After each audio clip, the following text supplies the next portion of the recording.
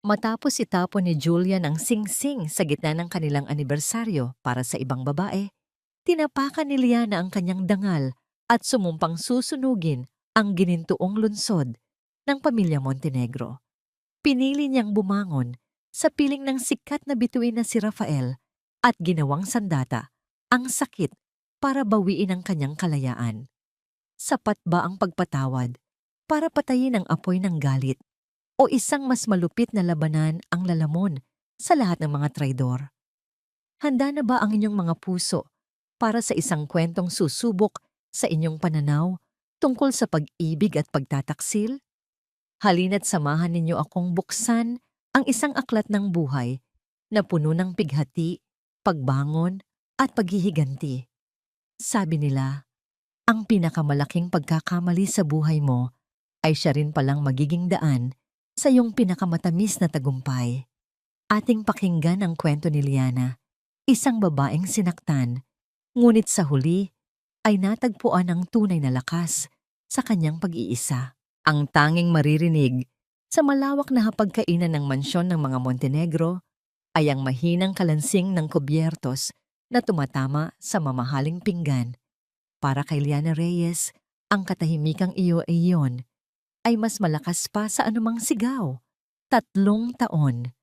3 taon na niyang tinitiis ang ganitong lamig sa pagitan nila ng kanyang asawang si Julian Montenegro. Nasa harapan niya ito ngayon, gwapo at makisig pa rin sa suot nitong business suit, ngunit ang atensyon nito ay nasa makinang na screen ng cellphone na hawak. Ang mga daliri nito ay abala sa pagtipa at paminsan-minsan ay isang bahagyang ngiti ang sumisilay sa mga labi nito. Isang ngiting matagal nang hindi para sa kanya. Julian, basag ni Liana sa katahimikan. Mahina ang kanyang boses, halos nilalamon ng espasyo sa pagitan nila. Pinaghirapan kong lutuin niyang paborito mong adobo. Itinaas ni Julian ang kanyang tingin mula sa cellphone, ngunit hindi ito umabot sa mga mata ni Liana. Tumingin lang ito sa pagkain. Masarap naman, sabi nito sa walang kabuhay-buhay na tono, bago muling ibinalik ang atensyon sa hawak na telepono. Hindi na umimik si Liana, hinayaan na lang niya ang kirot na gumuhit sa kanyang dibdib. Sanay na siya. Sanay na siyang maging hangin sa sarili niyang pamamahay. Sanay na siyang maging palamuti na lang sa tabi ng isang tanyag at matagumpay na negosyante. Ngunit ang gabing ito ay Eve. Mayroong determinasyon na nabubuo sa kanyang puso. Isang bagay na pinatigas ng libu-libong luhang palihim niyang iwinawaksi gabi-gabi. Biglang tumunog ng malakas ang cellphone ni Julian. Agad nitong sinagot iyon. At sa isang iglap, nagbago ang anyo ng kanyang mukha. Nawala ang pagkabagot at napalitan ng pag-aalala. What? Anong nangyari sa kanya? Narinig ni Liana na sabi ni Julian. Tumayo ito mula sa kinauupuan. Okay. Papunta na ako. Just make sure she's comfortable. Don't leave her. Hindi na kailangang itanong ni Liana kung sino ang tinutukoy nito. Alam na niya, ramdam niya sa bawat hibla ng kanyang pagkatao. May emergency lang sa opisina. Mabilis na sabi ni Julian. Inaayos ang kanyang coat. Hindi man lang ito makatingin ng diretso sa kanya. I need to go. Julian, sandali. Pigil ni Liana. Ang boses ay kalmado sa kabila ng unos sa kanyang kalooban. Liana, not now. This is important. Iritadong sagot nito. Mas importante pa sa akin? Tanong niya. At sa pagkakataong yon, napatingin si Julian sa kanya. Ngunit walang pagsisisi sa mga mata nito, kundi pagkainit. Bago pa man siya makasagot, ang cellphone ni Julian na naiwan sa mesa ay muling umilaw. Hindi ito tawag, kundi isang text message. At sa screen, malinaw na nabasa ni Liana ang pangalan ng nagpadala. Sofia Salcedo. Ngunit hindi yun ang dumurog sa puso niya. Ang nagpatigil sa kanyang mundo ay ang isa pang tawag na pumasok mula sa isang hindi kilalang numero. Aksidenteng nasagot ito ni Liana nang sinubukan niyang iabot ang telepono kay Julian. Hello, Sir Julian? Nasa reception na po kami ng St. Luke's BGC. Nasaan na po kayo? Hinahanap na po kayo ng misis ninyo. Dinudugo po siya. Ang boses ng isang babae sa kabilang linya ay parang punyal na bumaon sa puso ni Liana. Misis ninyo. Ang salitang iyon ay umalingaw-ngaw sa kanyang isipan. Nakita niya ang gulat at pagkataranta sa mukha ni Julian nang mapagtanto nitong narinig niya ang lahat. Agad nitong inagaw ang cellphone. I can explain. Simula nito. Ngunit umiling si Liana. Isang malamig na ngiti ang gumapang sa kanyang mga labi. Wag na, Julian. You don't have to. Pumasok siya sa maliit na study room sa tabi ng dining area at lumabas na may dalang isang brown na folder. Ang mga kamay niya ay nakatago sa likod, pinipigilan ang panginginig. Pero bago ka umalis, sabi niya, ang boses ay matatag at walang bahid ng luha. May kailangan ka lang pirmahan, isang mahalagang kontrata para sa bagong investment ng kumpanya. Kailangan na bukas ng umaga. Dahil sa pagmamadali, kinuha ni Julian ang folder ng walang pag-aalinlangan. Ang isip niya ay nasa ospital na, nasa babaeng nagdadala ng inaakala niyang magiging tagapagmana niya. Kinuha niya ang ballpen na iniabot ni Liana at mabilis na pinirmahan ang huling pahina ng dokumento nang hindi man lang binabasa. Ayan na, sabi nito. Inilapag ang folder sa mesa. I really have to go. Hindi na lumingon si Julian. Mabilis itong naglakad palabas at ang malakas na pagsara ng pinto ay nag-iwan ng matinding katahimikan sa buong mansyon. Naiwan si Liana na nakatayo sa gitna ng silid. Dahan-dahan niyang dinampot ang folder. Binuksan niya ito sa huling pahina kung saan nakalagay ang pangalan ni Julian Montenegro sa ibabaw ng isang malinaw na linya. Hindi yon kontrata ng negosyo. Iyon ay isang annulment petition, isang papel na magpapalaya sa kanya. Tinitigan niya ang pirma. Ang pirma na sumira sa kanyang mga pangarap noon ay siya na ngayong susi sa kanyang kalayaan. Isang butil ng luha ang pumatak mula sa kanyang mata, dumaloy sa kanyang pisngi at tumulo sa ibabaw ng papel. Ngunit hindi iyon luha ng pighati. Iyon ay luha ng pagtatapos. Tumingin siya sa kawalan, sa malawak at walang buhay na mansyon na naging hawla niya sa loob ng 3 taon. At sa katahimikan ng gabi, isang salita lang ang lumabas sa kanyang bibig. Mahina, ngunit puno ng kahulugan. Tapos na. Hindi sa pag-iyak o pananaghoy ginugol ni Liana ang buong gabi. Sa halip, ginamit niya ang mga oras na yon para kolektahin ang bawat piraso ng kanyang basag na puso at buuin itong muli. Hindi na sa dating hugis na marupok at palaasa, kundi sa isang anyo na mas matibay at buo. Pagsikat ng araw, ang mga ginintuang sinag na tumago sa malalaking bintana ng mansyon ay tila nagbabadya ng isang bagong simula. Ngunit para kay Liana, ang simula ay nangangahulugan muna ng isang pagtatapos. Nakatayo siya sa harap ng isang walk-in closet na puno ng mga damit at gamit na kayang punuin ng isang buong butik. Mga damit na galing pa sa Paris, mga sapatos na Manolo Blahnik, mga bag na Chanel, lahat ng simbolo ng karangyaan na ipinagkaloob sa kanya ni Julian. Ngunit habang tinititigan niya ang mga ito, wala siyang makitang sarili niya. Ang nakikita niya lang ay ang anino ni Mrs. Montenegro, isang papel na matagal na niyang ginampanan. Dala ang isang maliit na maleta, nilagpasan niya ang lahat ng kumikinang na bagay na yon.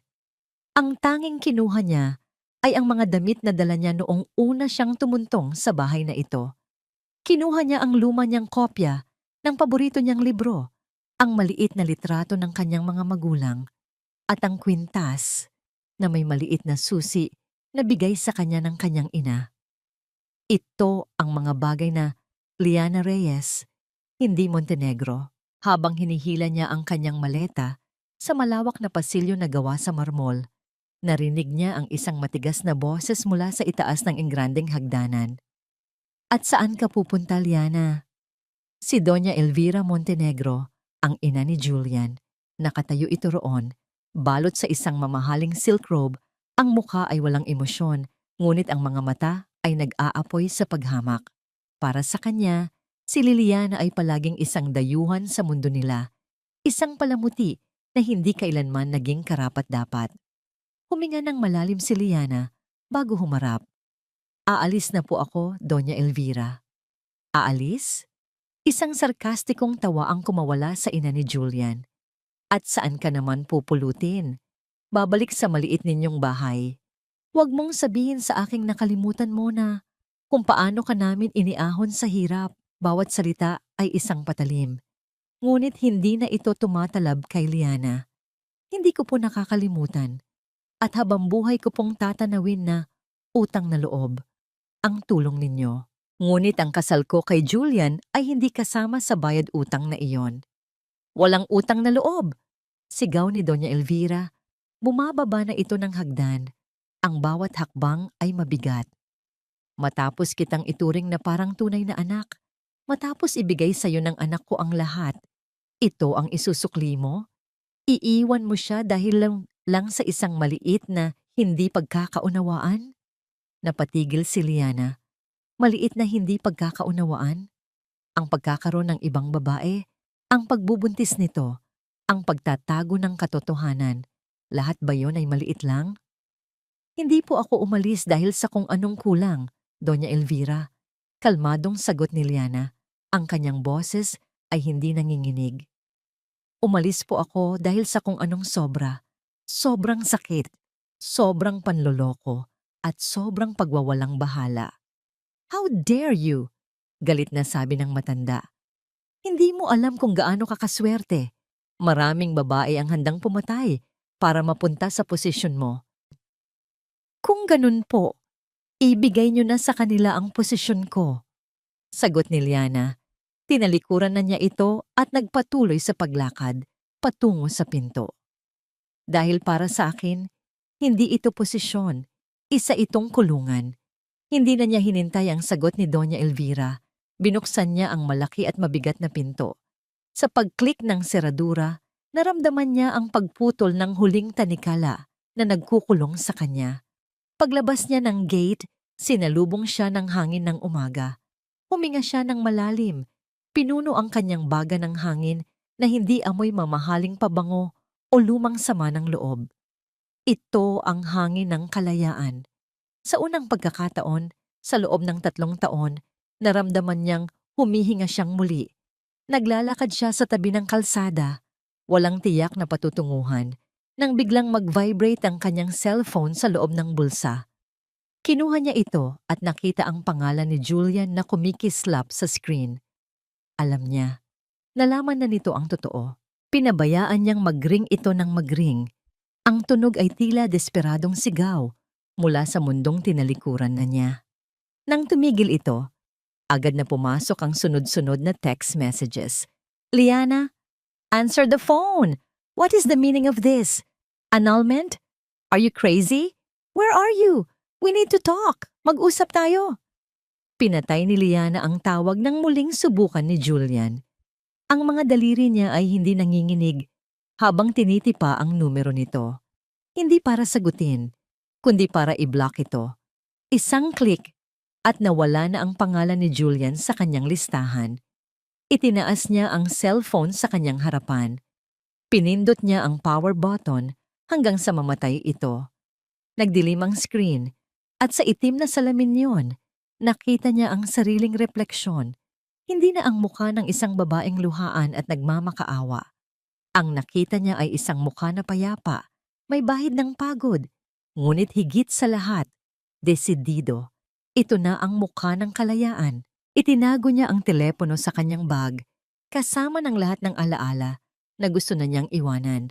Tumayo siya sa gilid ng kalsada ng Marangyang Subdivision. Isang simpleng babae na may maliit na maleta, isang stark na contrast sa mga naglalakihang bahay at mga mamahaling sasakyan na dumaraan. Itinaas niya ang kanyang kamay at pumara ng isang taxi. Huminto ito sa kanyang harapan. Binuksan ng driver ang bintana. Saan po tayo, ma'am? Sumakay si Liana sa loob. Inilapag niya ang maleta sa kanyang tabi. Huminga siya ng malalim at sinabi ang mga salitang magsisimula ng kanyang bagong buhay. Kahit saan lang po, Manong. Basta malayo dito. Nagtatakang tumingin ang driver sa rearview mirror, ngunit pinaandar na rin nito ang sasakyan. Sa huling pagkakataon, sinulyapan ni Liana sa side mirror ang dambuhalang gate ng mansyon ng mga Montenegro, ang kanyang naging gintong hawla. Walang panghihinayang, walang pagsisisi, tanging isang tahimik na pamamaalam. Habang papalayo ang taxi, palayo sa kanyang nakaraan, hindi niya alam kung ano ang naghihintay sa kanya sa hinaharap. Ngunit sa unang pagkakataon, sa loob ng mahabang panahon, hindi siya natatakot. Dahil sa wakas, hawak na niya ang manibela ng sarili niyang buhay. Lumipas ang ilang araw. Ang dating marangyang buhay ni Liana sa isang mansyon ay napalitan ng simpleng pamumuhay sa isang maliit na apartment na inupahan niya sa Quezon City. Ginamit niya ang kaunting naipon niya bago pa man siya ikasal para makapagsimula. Ang bawat umaga niya ay hindi na nagsisimula sa pag-aasikaso sa isang asawang walang pakialam, kundi sa paghahanap ng trabaho online at pagpaplano para sa kanyang kinabukasan. Bagamat mahirap, mayroong kapayapaan sa kanyang bagong buhay. Isang kapayapaan na hindi niya naramdaman sa loob ng 3 taon. Isang hapon, para bigyan ng sarili ng kaunting pahinga mula sa paghahanap ng trabaho, nagpasya siyang magkape sa isang sikat na coffee shop sa Bonifacio Global City. Naisip niyang kailangan niyang muling masanay na mapalibutan ng mga tao, na muling maging parte ng mundo. Nakaupo siya sa isang sulok, hawak ang isang mainit na tasa ng latte, pinagmamasdan ang abalang mga tao sa labas. Sa unang pagkakataon, naramdaman niyang isa na ulit siya sa kanila. Isang ordinaryong taong may sariling mga pangarap at problema. Hindi isang palamuti sa braso ng isang Montenegro. Ngunit ang panandaliang kapayapaan na yon ay biglang nawasak. Isang pamilyar na anino ang tumabon sa kanyang lamesa. Nang iangat niya ang kanyang tingin, halos mabitawan niya ang kanyang tasa. Nakatayo sa kanyang harapan si Julian. Ang mukha ay gusot, ang mga mata ay namumula sa puyat at galit. Liana, sabi nito, ang boses ay mahina, ngunit puno ng pagbabanta. Finally, I found you. Agad na naramdaman ni Liana ang panlalamig ng kanyang mga kamay. Ang mga mata ng mga tao sa paligid ay unti-unti nang napupunta sa kanila. Julian, anong ginagawa mo dito? Tanong niya. Pilit na pinapakalma ang sarili. Umalis ka na. Umalis? Isang mapait na ngiti ang sumilay sa labi nito. Hindi ako aalis hanggat hindi ka sumasama sa akin. Liana, please, umuwi na tayo. Let's talk about this. Umupo ito sa silyang nasa harapan niya. Ang mga mata ay nagmamakaawa. Ngunit alam na ni Liana ang laro nito. Nakita na niya ang lahat ng maskara ni Julian. Wala na tayong dapat pag-usapan. Matigas niyang sabi. Pinirmahan mo na ang papeles. Tapos na tayo. Biglang nagbago ang anyo ni Julian. Nawala ang pagmamakaawa at napalitan ng galit na hindi maitago. You tricked me, Liana. Alam mong hindi ko gagawin yon kung alam ko ang totoo. You are still my wife. Wala kang karapatang gawin ito sa akin. Lalong lumakas ang boses nito. At ngayon, halos lahat ng tao sa loob ng coffee shop ay sa kanila na nakatingin. Nagsimula ng magbulungan ng iba. Naramdaman ni Liana ang pag-init ng kanyang mga pisngi dahil sa hiya. Julian, please, huwag kang gumawa ng eksena. Pakiusap niya. Ang boses ay nanginginig na. Hindi ako aalis dito hanggat hindi ka sumasama. Sigaw nito. Tumayo ito at sa isang mabilis na kilos, hinawakan nito nang mahigpit ang kanyang braso para pilitin siyang tumayo. Ano ba? Nasasaktan ako. Daing ni Liana, sinusubukang bawiin ang kanyang kamay. Ngunit bago pa man niya ito magawa, isang lalaki ang biglang lumitaw sa kanilang tabi. Nakasuot ito ng itim na baseball cap at itim na sunglasses. Ngunit kahit nakatago ang mukha nito, Ramdam ang bigat ng presensya nito. Mawalang galang na po, sabi ng lalaki sa isang kalmado ngunit may awtoridad na boses. Ang kamay nito ay dahan-dahang pumagitna sa kanila at marahan ngunit pilit na inalis ang kamay ni Julian mula sa braso ni Liana. Pero mukhang ayaw po ng ginang. Napatingin si Julian sa lalaki. Ang mga mata ay nanlilisik. At sino ka namang pakialamero ka? Hindi inalis ng estranghero ang kanyang salamin, ngunit bahagyan nitong ibinaba ang kanyang sombrero. Sapat lang para makita ni Julian ang matigas nitong panga at ang seryosong ekspresyon ng mga labi nito. Hindi po mahalaga kung sino ako. Ang mahalaga, binitawan niyo na siya. Lalong nag-init ang ulo ni Julian. Sino ang lalaking ito para panghimasukan ang problema nilang mag-asawa? Huwag kang makialam dito. Asawa ko siya. May karapatan ako sa kanya. Narinig ko po siyang nagsabing nasasaktan siya. Malamig na sagot ng lalaki. Sa tingin ko, sapat na yon para may makialam. Natigilan si Liana. Nakatingin siya sa lalaking ngayon ay nakatayo sa pagitan nila ni Julian. Nagsisilbing panangga. Hindi niya ito kilala. Ngunit sa isang iglap, naramdaman niya ang isang uri ng kaligtasan na matagal na niyang hindi naramdaman sa piling ni Julian. Naramdaman ni Julian na nawawala sa kanya ang kontrol. Ang atensyon ng buong coffee shop ay nasa kanila at ang pagkahiya ay unti-unti nang nagiging purong galit. Umalis ka sa dinadaanan ko kung ayaw mong masaktan. Pagbabanta niya sa lalaki, ngunit hindi natinag ang estranghero. Sa halip, lumingon ito bahagya kay Liana. Miss, gusto niyo na po bang umalis? Iyon ang nagpabalik kay Liana sa katinoan. Ito na ang pagkakataon niya. Tumango siya. Ang mga mata ay hindi inaalis sa nanlilisik na tingin ni Julian. Oo. Kung ganoon, halika na po, sabi ng lalaki. Dahan-dahan nitong inilagay ang isang kamay sa likod ni Liana, hindi bilang paghawak, kundi bilang isang senyales ng paggabay at proteksyon. Iginiya siya nito, palayo sa lamesa, at papalabas ng coffee shop. Liana, wag mo akong talikuran. Huling sigaw ni Julian, ang boses ay puno ng pagkapahiya at galit. Hindi pa tayo tapos. Ngunit hindi na lumingon si Liana. Nagpatuloy lang siya sa paglakad, kasunod ang estrangherong naging tagapagligtas niya. Paglabas nila sa malamig na pinto ng coffee shop, sinalubong si Lala ng mainit na hangin ng hapon. Doon lang napakawalan ni Liana ang hiningang kanina pa niya pinipigilan. Naramdaman niya ang panginginig ng kanyang mga kamay at ang panunuyo ng kanyang lalamunan. Humarap siya sa lalaking tumulong sa kanya. Maraming salamat sa ginawa mo kanina.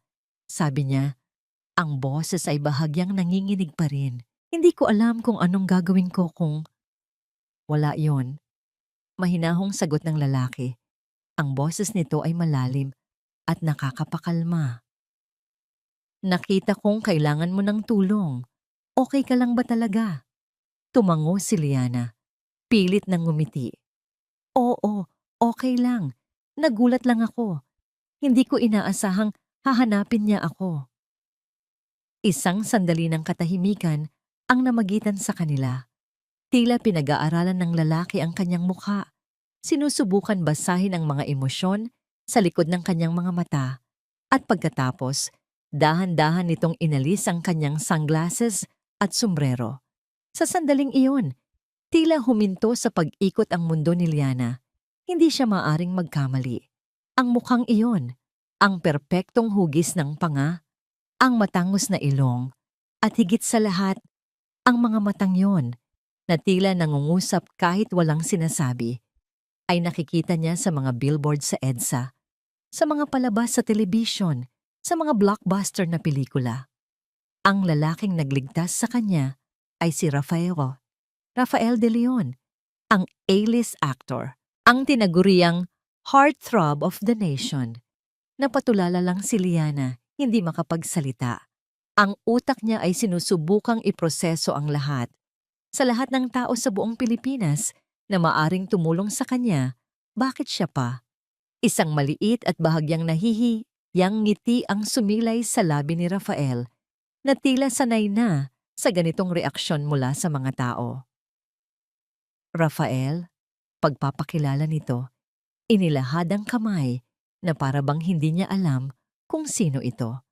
Pagkatapos ng ilang segundo, nahanap din ni Liana ang kanyang boses. Inabot niya ang kamay nito, naramdaman ang init niyon kumpara sa nanlalamig niyang mga daliri. Liana, sabi niya, salamat ulit Mr. De Leon. Rafael na lang, sabi nito, hindi pa rin binibitawan ang kanyang kamay.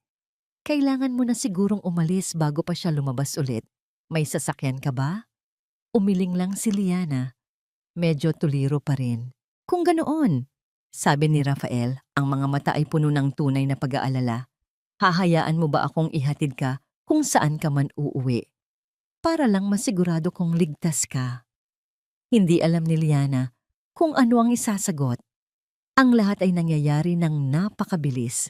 Ngunit bago pa man siya makasagot, may narinig siyang isang mahinang tunog sa di kalayuan. Isang click. Ang tunog ng isang camera shutter. Hindi nila ito napansin. Masyadong abala si Liana sa kanyang pagkabigla at masyadong nakatuon si Rafael sa pagtiyak ng kanyang kaligtasan. Ngunit sa di kalayuan, sa likod ng isang nakaparadang sasakyan, isang paparazzi ang nakangisi. Nakuha niya ang perpektong larawan.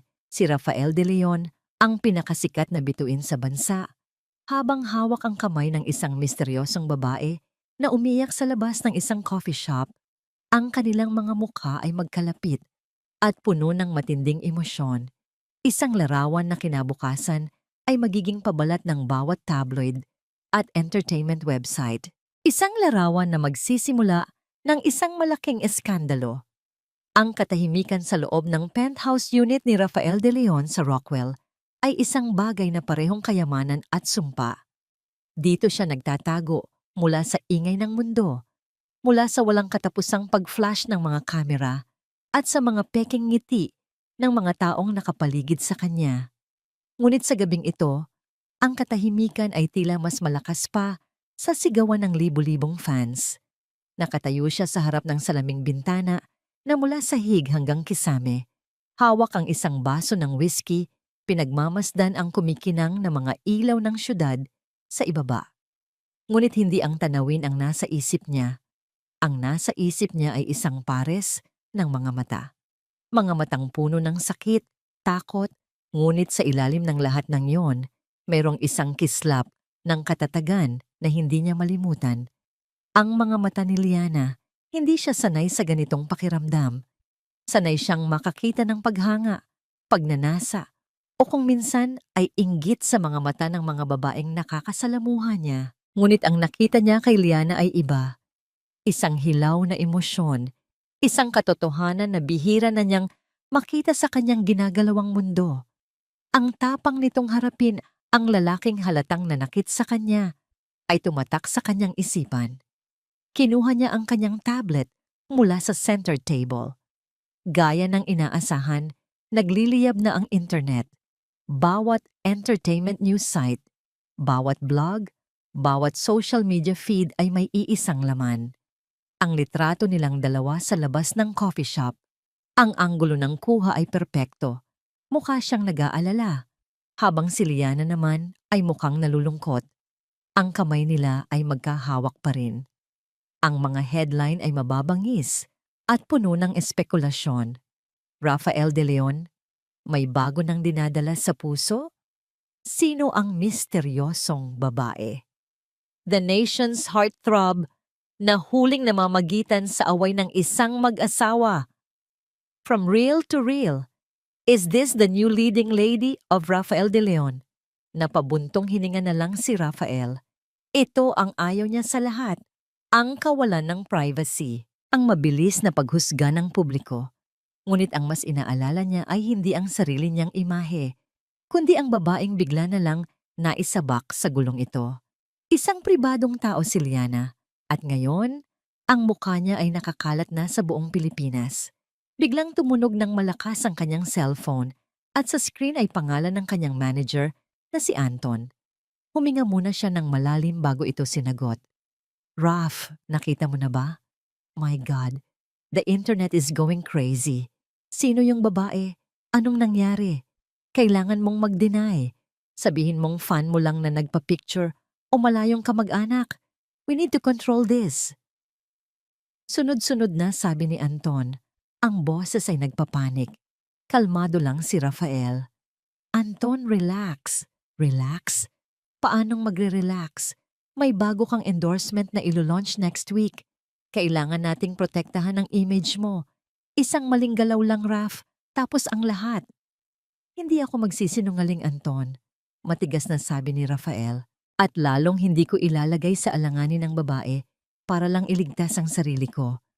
She was in trouble. I helped her. That's it.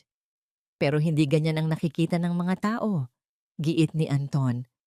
Ang nakikita nila ay isang eskandalo. Please, Raf, let my team handle this. Maglalabas kami ng official statement. Itatanggi natin ang lahat. Doon napuno si Rafael. No, sabi niya. Ang boses ay may bigat at pinalidad. Ako ang haharap dito. Huwag kayong gagawa ng kahit ano hanggat walang sinasabi sa inyo. Raf, pinatay na ni Rafael ang tawag. Ayaw na niyang makarinig pa ng kahit anong payo na nakabase sa takot at kasinungalingan. Umupo siya sa harap ng kanyang laptop, binuksan ang isang blankong dokumento. Siya mismo ang susulat ng kanyang sasabihin, hindi ang kanyang PR team, hindi ang kanyang manager. Siya, dahil pangalan niya ang nakataya at higit sa lahat, ang dignidad ng isang babaeng nadamay lang. Ilang minuto siyang nag-isip, tinitipa ang bawat salita ng may pag-iingat. Ang resulta ay isang maikli, ngunit malaman na pahayag. Pagkatapos, ipinost niya ito sa kanyang official social media accounts. Magandang gabi sa lahat. Hindi ko po ugaling manahimik kapag may nakikita akong isang babae na nasa alanganing sitwasyon. Ang bawat babae, kilala man o hindi, ay nararapat na bigyan ng respeto. Iyon lang po at maraming salamat. Walang pagtanggi, walang pag-amin. Isang simpleng pahayag lang ng paninindigan. Ngunit sa mundo ng showbiz, ang hindi pagtanggi ay halos katumbas na ng isang pag-amin. Alam niyang lalo lang nitong pag-aalabin ang kuryosidad ng publiko, ngunit wala siyang pakialam. Ang mahalaga, na ipagtanggol niya ang ginawa niya nang hindi binabanggit ang pangalan ni Liana. Ngunit hindi pa rin siya mapakali. Ang statement ay para sa publiko. Pero kumusta na kaya si Liana? Paano niya kinakaya ang lahat ng ito? Hindi na siya nagdalawang isip. Kinuha niya ang kanyang telepono at tumawag sa isang kaibigan. Isang premyadong investigative journalist na malaki ang utang na loob sa kanya. Pare, kailangan ko ng pabor, sabi niya sa kabilang linya. I need you to find someone for me. Discreetly. Her name is Liana Reyes. Hindi nagtagal. Isang text message ang dumating sa telepono ni Rafael. Naglalaman ito ng isang numero ng telepono. Tinitigan niya ang numero sa kanyang screen. Nag-aalinlangan siya. Tama bang gawin niya ito? Baka lalo lang niya guluhin ang buhay ng babae. Ngunit nanaig ang kanyang pag-aalala. Kailangan niyang malaman kung ayos lang ito. Sa huli, binuksan niya ang kanyang messaging app, tinipa ang numero at nagsimulang mag-type. Ang mga daliri niyang sanay sa pag-arte sa harap ng kamera ay bahagyang nanginginig. Isang maikling mensahe lang. Okay ka lang ba? Ito si Rafael. Pinindot niya ang send bago pa man niya mabago ang kanyang isip. At pagkatapos, naghintay siya. Ang kanyang puso ay tumitibok ng mas mabilis kaysa sa normal habang nakatitig sa maliit na salitang nagsasabing delivered. Ang maliit na apartment ni Liana ay naging kanyang santuwaryo. Dito, ang bawat sulok ay pag-aari niya. Ang bawat gamit ay pinili niya. Walang multo ng malalamig na hapunan. Walang anino ng pagtataksil na gumagala sa pasilyo. Tanging siya at ang pag-asang buuin muli ang kanyang sarili. Isang maulan na hapon, habang nililinis ang mga gamit na naisalba niya mula sa lumang bahay ng kanyang mga magulang, binuksan niya ang isang lumang baul na gawa sa nara. amoy ng nakaraan, isang halo ng alikabok at matamis na alaala ang sumalubong sa kanya. Sa loob nito ay ang mga larawan ng kanyang ama, isang masayahin at mapagmahal na inhinyero, at ang kanyang ina na may pinakamalambing na ngiti. Habang hinahaplos niya ang litrato ng kanyang ama, isang pamilyar na kirot ang bumalik. Ang ama niya ang nagturo sa kanyang magtiwala at magmahal ng buong puso. Ngunit ito rin ang naging dahilan ng kanyang pinakamalaking kabiguan. Sa ilalim ng mga album ng litrato, nakatago sa isang sulok ay isang maliit na kahon na yari sa kahoy. Hindi niya ito maalalang nakita noon. Dahil sa kuryosidad, binuksan niya ito. Ang laman ay hindi mga alahas o alaala, kundi mga nakatuping dokumento at ilang lumang sulat na naninilaw na sa paglipas ng panahon. Umupo siya sa sahig at sinimulang basahin ang mga yon. Karamihan ay mga business proposal at mga blueprint para sa isang malaking construction project. Ngunit ang nakakuha ng kanyang pansin ay ang palitan ng sulat sa pagitan ng kanyang ama, si Engineer Antonio Reyes, at ng ama ni Julian, ang yumaong si Don Ricardo Montenegro. Sa simula, ang tono ng mga sulat ay puno ng pag-asa at pakikipagkaibigan. Ngunit habang tumatagal, ang tono ay nagiging mas formal, mas maigting. Nabasa ni Liana ang mga salitang isinulat ng kanyang ama. Ricardo, hindi ito ang napag-usapan natin. Ang mga materyales na pinapadala mo ay substandard. Inilalagay mo sa panganib hindi lang ang proyekto, kundi ang pangalan ko. Ang sagot ni Don Ricardo ay maikli at malamig. Antonio, ako ang namumuhunan. Ako ang masusunod. Gawin mo na lang ang trabaho mo. Ang huling sulat mula sa kanyang ama ay halos hindi na mabasa dahil sa mga tuyong patak ng tila luha. Pakiusap, Ricardo, huwag mong gawin ito. Ang lahat ng ipon ko ay nakataya dito. Ang kinabukasan ng pamilya ko, pakiusap, bilang kaibigan, huwag mong sirain ang pamilya ko. Pagkatapos nyon, wala nang kasunod na sulat. Ang tanging naroon ay isang notice of bankruptcy na may petsang ilang linggo lang matapos isulat ang huling liham. Biglang nag-ugnay ang lahat sa kanyang isipan. Ang biglaang pagkamatay ng kanyang ama dahil sa atake sa puso, ang pagkalubog nila sa utang, ang biglaang pagdating ni Julian sa buhay niya na tila isang prinsipe para sagipin siya. Hindi ba't masyadong perpekto? Masyadong planado? Isang binhi ng pagdududa ang itinanim sa kanyang puso. Posible kayang ang pagpapakasal sa kanya ni Julian ay hindi dahil sa pag-ibig, kundi dahil sa guilt. Habang nilalamon siya ng kanyang mga iniisip, isang malakas na katok sa pinto ang nagpabalik sa kanya sa kasalukuyan. Nag-aalangan man ay tumayo siya para buksan ito. Ang landlady niya, si Aling Nena, ang nasa labas. Ang muka ay hindi mapinta. Ma'am Liana, pasensya na po sa abala. Sabi nito, iniiwasan ang kanyang mga mata. Ayos lang po, Aling Nena.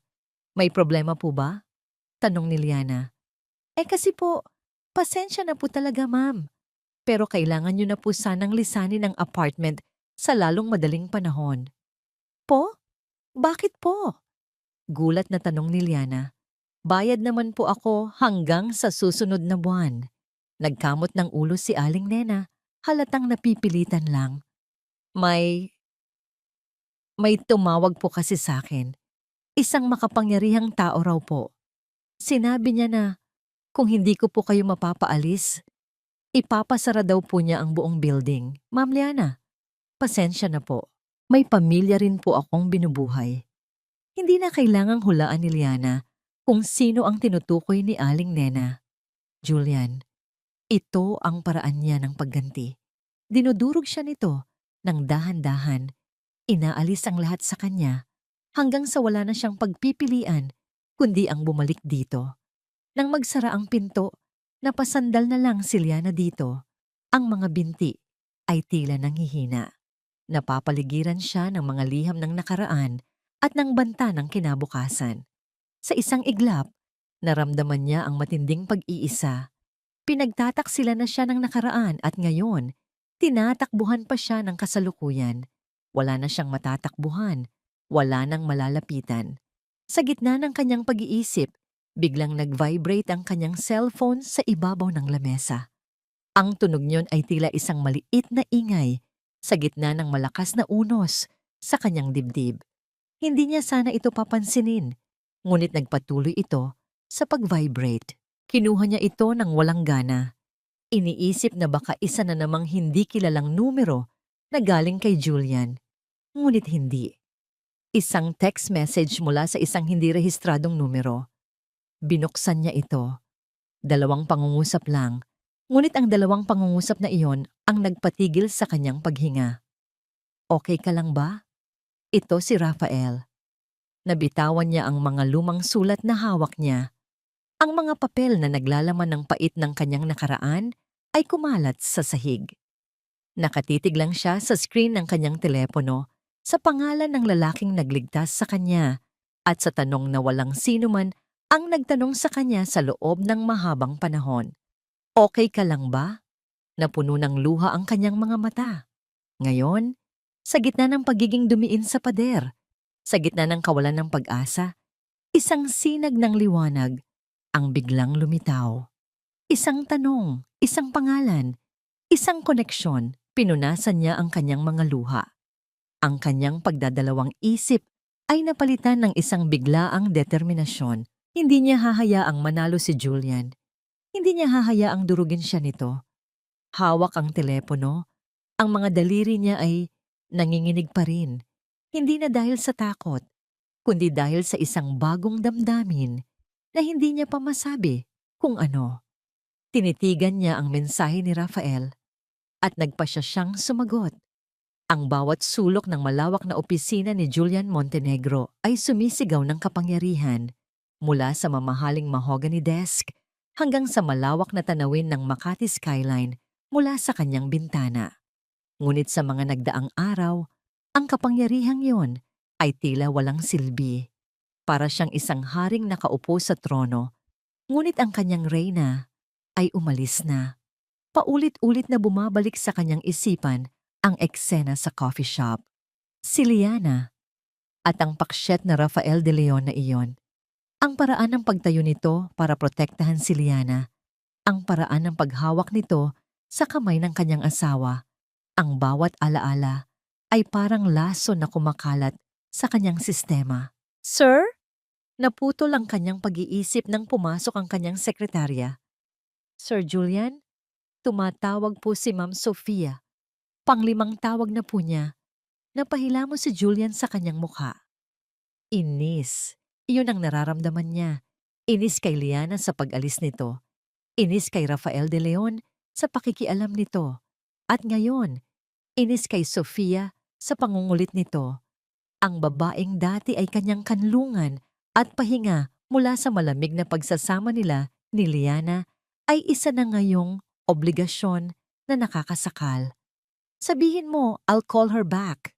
Utos niya. Sinabi ko na po kanina, sir. Pero sabi po niya, emergency daw po. Masama raw po ang pakiramdam niya.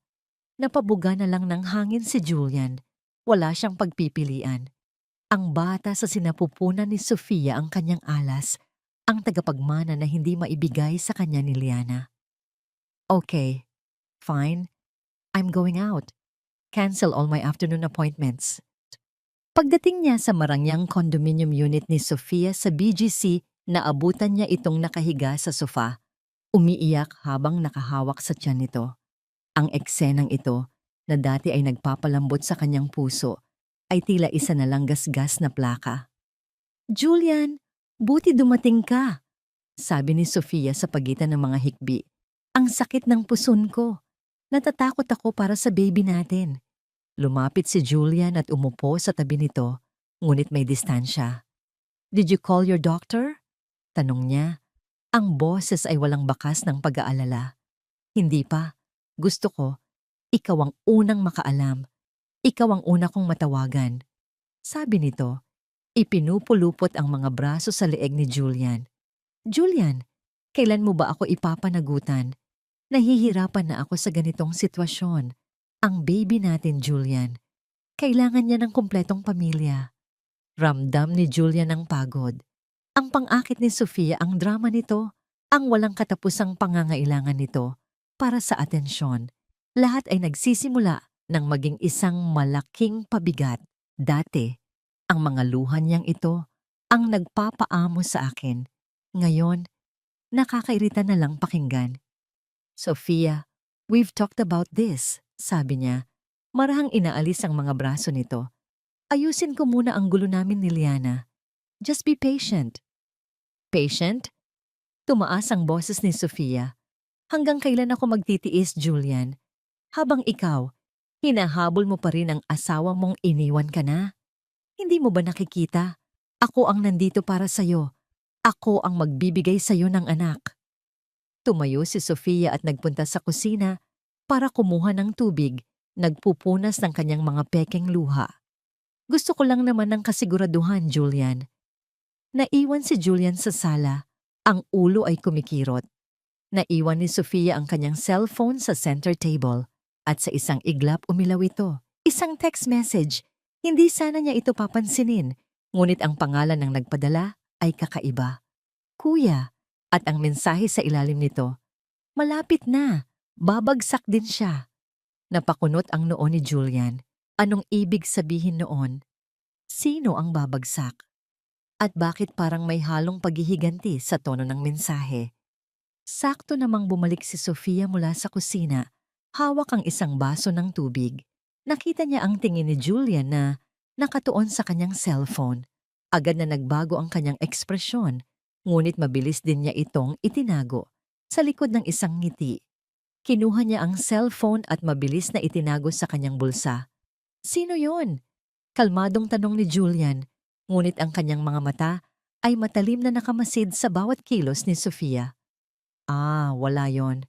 Mabilis na sagot ni Sofia, umiiwas ng tingin. Pinsan ko lang. Si Kuya Ben, nangangamusta lang. Talaga? Sabi ni Julian, hindi inaalis ang titig. Anong sabi niya? Wala. Tungkol lang sa negosyo niya. May problema raw kasi sa supplier niya. Babagsak na raw yata. Palusot nito, ang nangiti ay halatang pilit. Tumangulang si Julian, ngunit ang kanyang isip ay mabilis na nagpoproseso.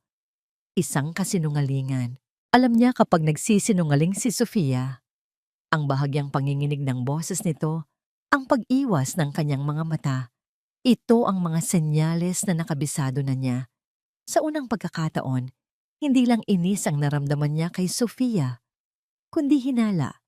Isang malamig na pakiramdam ng pagkabahala ang gumapang sa kanyang sistema. Tumayo siya. I have to go. May biglaan akong meeting. Pero Julian, yung pakiramdam ko. Call your doctor if it gets worse.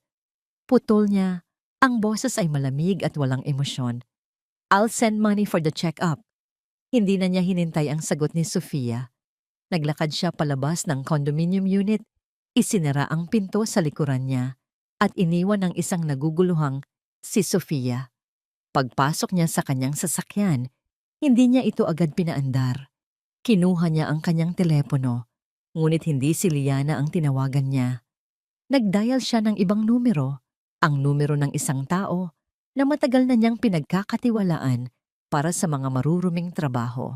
Nang sagutin ang tawag, nagsalita si Julian.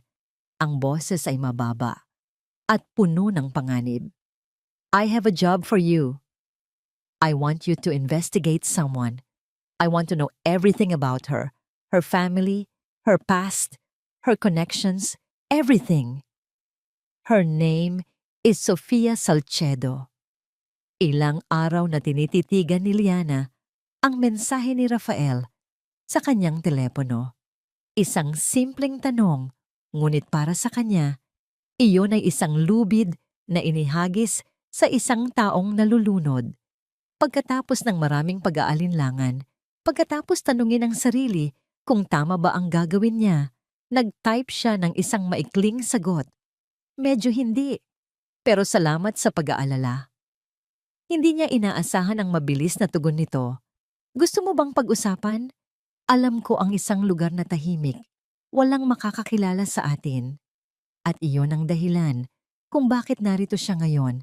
Nakaupo sa isang maliit at eleganteng pribadong silid ng isang restaurant na nakatago sa isang eskinita sa poblasyon, Makati. Ang lugar ay malayo sa karangyaan ng mga restaurant na dati niyang pinupuntahan kasama si Julian. Ito ay simple, mainit sa pakiramdam, at higit sa lahat, pribado. Pinili niya ang pinakasimpleng bestida na dala niya. Isang bagay na nagpaparamdam sa kanya na siya si Liana, hindi si Mrs. Montenegro. Ngunit kahit anong gawin niya, hindi mapakali ang kanyang puso. Ano ba ang ginagawa niya dito? Bakit pumayag ang isang Rafael de Leon na makipagkita sa isang ordinaryong babaeng gaya niya? Biglang bumukas ang pinto at pumasok si Rafael. Wala na ang salamin at sombrero. Nakasuot lang ito ng simpleng puting t-shirt at maong. Ngunit ang dating nito ay hindi pa rin maikakaila. Ngumiti ito nang makita siya. Isang ngiting tila nag-aalis ng kaba. Pasensya na kung pinaghintay kita, sabi nito habang umuupo sa kanyang harapan. Hindi, kararating ko lang din, sagot ni Liana. Pilit na pinapakalma ang sarili. Salamat sa pag-imbita. Ako dapat ang magpasalamat, sabi ni Rafael. Salamat at pumayag ka. Pagkatapos ng nangyari sa media, gusto ko lang siguraduhin na okay ka lang talaga. Nilaro ni Liana ang kanyang mga daliri sa ibabaw ng mesa. Nagulat ako. Hindi ako sanay sa ganoong atensyon. Pasensya na kung nadamay ka pa sa gulo ng buhay ko. Umiling si Rafael. Huwag mong isipin yon. Ang showbiz, sanay na sa gulo. Sabi nito na may bahagyang tawa. Ngunit mabilis ding nagseryoso. Ang iniisip ko ay ikaw. Paano ka? Ang direktang tanong nito ay tumama sa kanya. Walang paligoy-ligoy. Tanging sinserong pag-aalala. Sa unang pagkakataon, naramdaman niyang may isang taong gustong makinig. At kaya naman, nagkwento siya. Hindi niya ibinuhos ang lahat ng detalye ng kanyang pagtataksil. Ngunit ikinuwento niya ang pakiramdam ng pagiging bilanggo sa isang gintong hawla. Ikinuwento niya ang kanyang pangarap na muling makatayo sa sarili niyang mga paa, na magkaroon ng sariling trabaho at mahanap muli ang sarili niyang halaga. Habang nagsasalita siya, si Rafael ay tahimik lang na nakikinig. Ang mga mata nito ay hindi bumibitiw sa kanya, na para bang bawat salita niya ay mahalaga. Nang siya naman ang magtanong, nagulat siya sa pagiging bukas ni Rafael. Ikinuwento nito ang hirap at bigat ng pagiging isang pampublikong figura. Minsan, pag-amin nito, napapaligiran ka ng libu-libong tao, pero pakiramdam mo, ikaw ang pinaka nag-iisang tao sa buong mundo. Lahat sila, ang nakikita lang ay si Rafael de Leon, ang aktor. Bihira na ang nakakakita sa totoong ako. Sa sandaling iyon, nawala ang imahe ng isang superstar sa harapan ni Liana. Ang nakita niya ay isang lalaking, tulad niya, ay uhaw din sa isang tunay na koneksyon. Pareho silang nakakulong sa magkaibang paraan lamang. Alam mo, biglang sabi ni Rafael, kanina sa coffee shop, noong nakita kong sinisigawan ka niya. Ang unang napansin ko ay hindi ang takot sa mga mata mo, kundi ang tapang. Napatingin si Liana. Tapang? Nanginginig nga ako sa takot noon. Pero hindi ka umiyak. Hindi ka nagmakaawa. Hinarap mo siya. Sabi ni Rafael, ang boses ay puno ng paghanga. At doon, nakita ko na hindi ka lang basta isang babaeng sinasaktan. Isa kang babaeng lumalaban.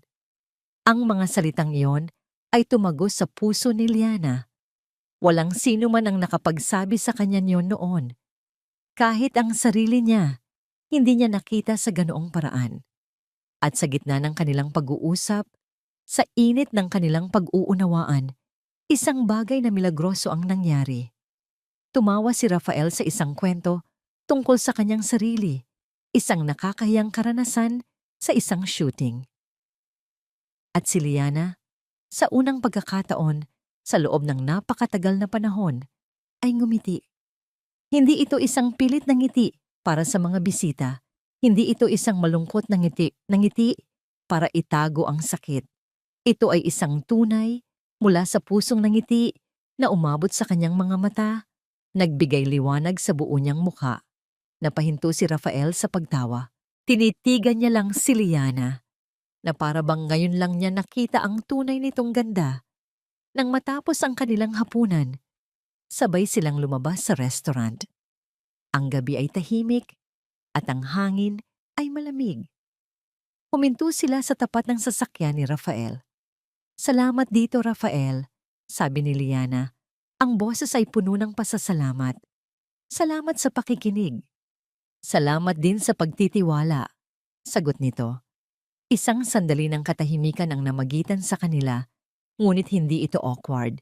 Puno ito ng mga hindi masabing salita. Nang akmang tatalikod na si Liana para maglakad, marahan na hinawakan ni Rafael ang kanyang kamay. Ang init ng palad nito ay tila nagpadala ng kuryente sa buong katawan niya. Tumingin siya dito. Ang mga mata ay nagtatanong. "Liana," sabi ni Rafael. Ang boses ay seryoso at puno ng sinseridad. Tinitigan niya ito ng diretso sa mata. "Nagsisimula ka pa lang. Alam kong magiging mahirap. Kaya, hayaan mo akong tulungan ka."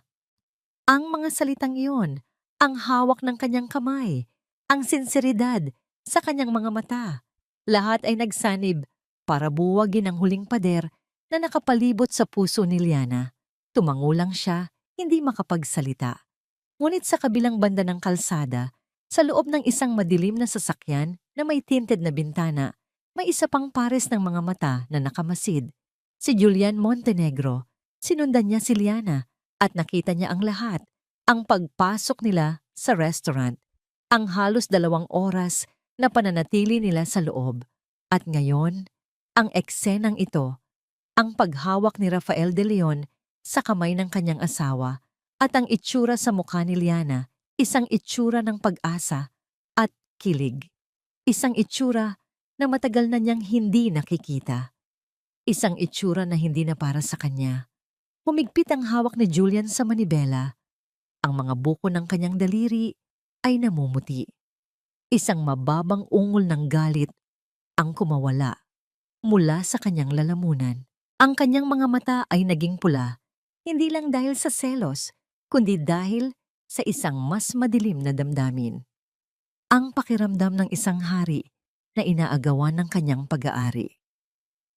Ang mga sumunod na araw ay impyerno para kay Julian Montenegro, hindi lang dahil sa iskandalong kinasasangkutan ni Liana at Rafael de Leon na patuloy na laman ng balita, kundi dahil sa isang mas malalim na problema na unti-unting sumisira sa pundasyon ng kanyang imperyo. Nasa loob siya ng kanyang opisina, ngunit hindi ang mga papeles ng negosyo ang nasa harap niya.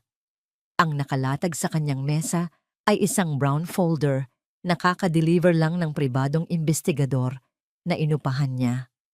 Ang pangalan sa labas ay malinaw, Sofia Salcedo. Humugot siya ng isang malalim na hininga bago ito buksan. Bawat pahinang binubuklat niya ay tila isang suntok sa kanyang sikmura. Ang mga litrato, mga dokumento, mga testimonya, lahat ay nagtuturo sa isang katotohanang hindi niya kailanman inakala. Si Sofia Salcedo ay hindi isang simpleng socialite na naghahanap ng mayamang mapapangasawa. Ang tunay niyang pangalan ay Sofia Villanueva Salcedo. Ang kanyang kuya, si Marco Salcedo, ay ang dating Chief Financial Officer ng kumpanyang sinimulan ng ama ni Julian. Isang kumpanyang ngayon ay pag-aari na niya. Biglang bumalik sa isipan ni Julian ang isang madilim na alaala mula sa nakaraan. Isang bagay na matagal na niyang ibinaon sa limot. Flashback. 5 taon na ang nakalipas. Isang gabi sa isang boardroom. Si Julian, na nooy mas bata pa at mas uhaw sa kapangyarihan, ay kaharap ang isang lalaking nasa mid-40s, si Marco Salcedo. Si Marco ay pawis na pawis. Ang muka ay puno ng pagmamakaawa. Julian, huwag mong gawin ito. Pakiusap ni Marco. Magkaibigan ang mga ama natin. Pinagkatiwalaan ka ng pamilya ko. Business is business, Marco. Malamig na sagot ng batang Julian. You made a bad investment. May mga dokumentong magpapatunay na ikaw ang naglustay ng pera ng kumpanya. Hindi totoo yan, ni Tobian. Alam mong ikaw ang nagmaniobra ng lahat. You set me up. Sigaw ni Marco. Isang nangisi lang ang isinagot ni Julian. Walang maniniwala sa'yo. Ilang linggo matapos ang gabing iyon, nasentensyahan si Marco Salcedo ng pandaraya at ipinakulong. Nawala ang lahat sa pamilya Salcedo, ang kanilang pera, ang kanilang reputasyon, ang kanilang karangalan. At makalipas ang 1 taon, namatay si Marco sa loob ng kulungan dahil sa isang di umano'y atake sa puso. Napapikit si Julian, ang mga kamay ay nakakuyom sa ibabaw ng mesa. Ngayon, naiintindihan na niya ang paglapit sa kanya ni Sofia, ang perpektong tiyempo ng lahat, ang pagiging mukhang inosente nito, ang pagbubuntis, lahat ay parte ng isang plano. Hindi ito pag-ibig, ito ay paghihiganti. Kasabay ng pagkatuklas na ito, sunod-sunod na pumasok ang masamang balita. Isang anonymous source ang nag-leak ng mga dokumento sa media na nagpapakita ng mga irregularidad sa accounting ng Montenegro Corp. Ang kanilang stock prices na sa loob ng maraming taon ay matatag, ay biglang bumulusok pababa. Ang mga investor ay nag-uumpisa nang mag-pull out. Ang kanyang imperyo ay unti-unting gumuho at alam niya kung sino ang may kagagawan. Si Sofia. Siya ang may access sa lahat ng sensitibong impormasyon. Ginamit niya ang kanilang relasyon para makapasok sa pinakaloob ng kanyang kumpanya. Nang gabing iyon, pinuntahan niya si Sofia sa kondo nito. Hindi na siya nag-abalang kumatok. Ginamit niya ang sarili niyang susi para buksan ang pinto. Naabutan niya si Sofia na prenteng nakaupo sa sala, umiinom ng tsaa, na para bang inaasahan na niya ang kanyang pagdating. Wala na ang mahinhing babae na palaging umiiyak. Ang babaeng nasa harap niya ngayon ay may malamig at kalkuladong mga mata. Buti naman at nalaman mo na, sabi ni Sofia, ibinababa ang kanyang tasa. Akala ko, mas matagal mo pang malalaman. You're getting slow, Julian. Inihagis ni Julian ang folder sa lamesa sa harapan nito. Ano ang ibig sabihin nito, Sofia? O dapat ba kitang tawaging Salcedo? Isang mapanganib na ngiti ang sumilay sa labi ni Sofia. Tumayo ito at dahan-dahang lumapit sa kanya. Ano sa tingin mo, Julian? Sa tingin mo ba, mamahalin ko ang lalaking sumira sa pamilya ko? Ang lalaking pumatay sa kuya ko? Bawat salita niya ay puno ng galit na itinago sa loob ng maraming taon. 5 taon, Julian. 5 taon kong plinano ang lahat ng ito. Ang bawat ngiti, bawat halik, bawat yakap, lahat yon kasama sa plano. Ang plano na makita kang bumagsak, katulad ng ginawa mo sa pamilya ko. Ang kumpanya, hirap na sabi ni Julian, ang isip ay hindi pa rin matanggap ang lahat. Oo, ako ang nag-leak ng mga dokumento at marami pa akong hawak, sabi ni Sofia. Ang mga mata ay nag-aapoy. I will destroy you. I will take everything from you. Your company, your name, your pride, lahat. Tumingin si Julian sa tiyan ni Sofia. Ang bata, ang anak natin. Dito, isang malakas na tawa ang kumawala kay Sofia. Isang tawang puno ng panunuya at tagumpay. Lumapit ito sa kanya. Ang mukha ay ilang pulgada na lang ang layo sa mukha niya at bumulong. Ang mga salitang binitawan nito ay ang huling patalim na sumaksak sa lahat ng natitirang pag-asa ni Julian. This is just the beginning, Julian. Bulong nito, ang hininga ay malamig. At isa pa, tumingin ito sa kanyang mga mata. Ang ngiti ay mas lalong lumawak. Sigurado ka bang anak mo to? Ang mga nagdaang araw ay tila isang panaginip para kay Liana. Sa tulong ni Rafael, nakahanap siya ng isang maliit ngunit maayos na pansamantalang tirahan. Ang presensya ng aktor sa kanyang buhay ay tila isang balsamo sa kanyang mga sariwang sugat. Hindi ito nagmamadali, hindi ito nanghihimasok, ngunit palagi itong nariyan. Isang text message para mangumusta, isang tawag para lang siguraduhing nakakain na siya. Mga simpleng bagay na matagal na niyang hindi naranasan. Nang gabing iyon, dinala siya ni Rafael sa isang simpleng kainan sa Marikina, malayo sa mga matang mapanghusga ng Maynila. Nagkukwentuhan sila tungkol sa mga pangarap.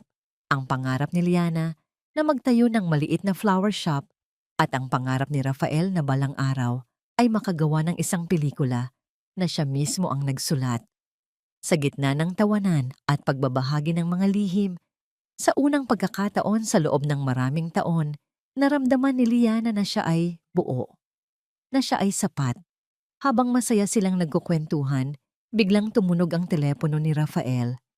Nakita ni Liana ang pagkunot ng noo nito nang makita ang pangalan ng kanyang manager na si Anton. Anton, I'm in the middle of something, sabi ni Rafael sa telepono. Ngunit biglang nagbago ang anyo ng kanyang muka. What? Isang press conference? Sino? Natahimik si Rafael, nakikinig ng mabuti sa kabilang linya. Pagkatapos ay napatingin ito kay Liana, ang mga mata ay puno ng pag-aalala. Sofia Salcedo, nagpatawag siya ng biglaang press conference, live daw sa lahat ng news channels. Isang malamig na kaba ang biglang gumapang sa dibdib ni Liana. Bakit? Anong kailangan ni Sofia? We need to see this, sabi ni Rafael, ang boses ay seryoso. Halika, sa bahay na tayo manood. It's not safe for you to be alone right now. Mabilis silang nagpunta sa penthouse unit ni Rafael. Pagdating nila, ang press conference ay nagsisimula pa lang.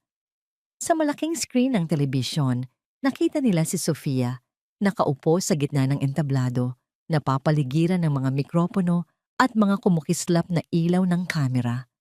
Ngunit hindi ito ang Sofia na nakita ni Liana sa mga larawan. Hindi ito ang babaeng mukhang mahinhin at biktima. Ang babaeng nasa screen ay matapang. Ang mga mata ay nag-aapoy sa determinasyon at ang bawat kilos ay kalkulado. Magandang gabi sa lahat. Simula ni Sofia, ang boses ay malinaw at matatag. Narito ako ngayong gabi para ibunyag ang katotohanan sa likod ng malinis na pangalan ng Montenegro Corporation at ng CEO nitong si Julian Montenegro. Napahawak si Liana sa kanyang bibig. Katabi niya sa sofa si Rafael na marahang inilagay ang kamay sa kanyang balikat, nagbibigay ng suporta. Isa-isang inilatag ni Sofia ang mga ebidensya, mga dokumento ng pandaraya, mga recording ng mga usapan, mga testimonya mula sa mga dating empleyado na biktima ng Montenegro Corp. Bawat revelasyon ay tila isang bomba na sumasabog. Winawasak ang imaheng binuo ni Julian sa loob ng maraming taon. Nakaramdam si Liana ng halo-halong emosyon. Mayroong gulat, ngunit mayroon ding isang bahagi sa kanya na hindi na nagtataka. Ito ang tunay na Julian. Isang taong kayang gawin ang lahat para sa kapangyarihan at pera. Ngunit hindi lang ito tungkol sa pera. Pagpapatuloy ni Sofia, ang boses ay nagkaroon ng personal na bigat. Ito ay tungkol sa mga buhay na sinira niya at doon, ikinuwento niya ang nangyari sa kanyang kapatid na si Marco Salcedo. Ngunit hindi pa yun ang pinakamasakit. Tumingin si Sofia ng diretso sa kamera na para bang tinititigan niya si Liana sa mga mata mula sa kabilang panig ng screen. Ang kanyang boses ay naging mas malumanay, ngunit mas nakakakilabot.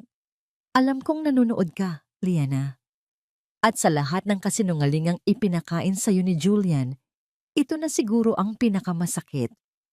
Inilabas ni Sofia ang isang set ng mga lumang dokumento, ang mga kaparehong dokumento na nakita ni Liana sa kahon ng kanyang ama. Mga kontrata, mga liham, Ang Montenegro Corporation ay itinayo sa abo ng kumpanya ng ibang tao. Isang maliit, ngunit matapat na construction firm na pag-aari ng isang engineer Antonio Reyes. Sa pagbanggit ng pangalan ng kanyang ama, tila huminto ang paghinga ni Liana. Ang mga kamay niya ay nagsimulang manginig. Pinilit ni Don Ricardo Montenegro na gumamit ng substandard na materyales. Pagpapatuloy ni Sofia, ang boses ay tila isang punyal. Nang tumanggi si Engineer Reyes, sinetap siya. Ginamitan siya ng mga peking dokumento para palabasing siya ang naglustay ng pera. Nawala ang lahat sa pamilya Reyes at dahil sa matinding stress at kahihiyan, inatake sa puso si Engineer Reyes at namatay. Hindi. At si Julian, sabi ni Sofia, isang mapait na ngiti ang gumuhit sa kanyang labi. Alam niya ang lahat. Ang pagpapakasal niya sa'yo, Liana, ay hindi dahil sa pag-ibig, kundi paraan niya para patahimikin ang kanyang konsensya at para gamitin ang malinis na pangalan ng pamilya mo para pagtakpan ang dumi ng pamilya niya. Tumingin si Sofia sa huling pagkakataon ng diretso sa kamera at binitawan ang mga salitang tuluyang dumurog sa mundo ni Liana. At para sa'yo, Liana Reyes, ang lalaking minahal mo ang dahilan ng pagkasira ng pamilya mo. Sa sandaling iyon, gumuho ang lahat. Ang mga alaala, ang pagmamahal niya kay Julian, ang mga pangarap na binuo niya, ang 3 taon na tiniis niya, lahat ay naging isang malaking, masakit na kasinungalingan. Ang kasal niya ay itinayo sa libingan ng sarili niyang ama. Naramdaman niyang nanlabo ang kanyang paningin. Ang mga tunog sa paligid ay tila humina at naging isang ugong na lang. Ang lakas sa kanyang mga binti ay biglang nawala. Napahandusay siya sa sahig. Liana, naramdaman niya ang mga bisig ni Rafael na sumalo sa kanya. Niyakap siya ng mahigpit habang nanginginig ang buo niyang katawan. Walang salitang lumalabas sa kanyang bibig. Tanging mga hikbi na walang tunog, mga luhang dumadaloy na parang ilog. Ang sakit ay napakatindi, na tila pinupunit ang kanyang kaluluwa. At sa gitna ng kanyang paghihinagpis, sa gitna ng katahimikan ng penthouse, isang tunog ang bumasag sa lahat. Ang ringtone ng kanyang cellphone. Nanginginig niyang tiningnan ang screen na iniabot sa kanya ni Rafael. Kumikislap doon ang isang pangalan. Isang pangalan na ngayon ay simbolo na ng lahat ng kanyang sakit at pagdurusa. Julian Montenegro, calling. Nakatitig lang siya sa screen. Ang mga luha ay patuloy na dumadaloy. Hindi niya alam ang gagawin. Sasagutin ba niya para isumpa ito? O hahayaan na lang? Dahil wala nang salita ang makakapagpaliwanag pa sa bigat ng katotohanang sumasakal sa kanya. Hindi pinatay ni Liana ang tawag.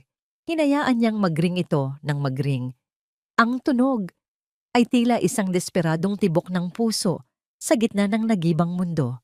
Sa bawat ring, naroon ang yakap ni Rafael, isang tahimik na paalala na hindi na siya nag-iisa. Nang sa wakas ay tumigil ang pagtunog, huminga siya ng malalim. Pinunasan niya ang kanyang mga luha gamit ang likod ng kanyang palad. Wala ng panginginig.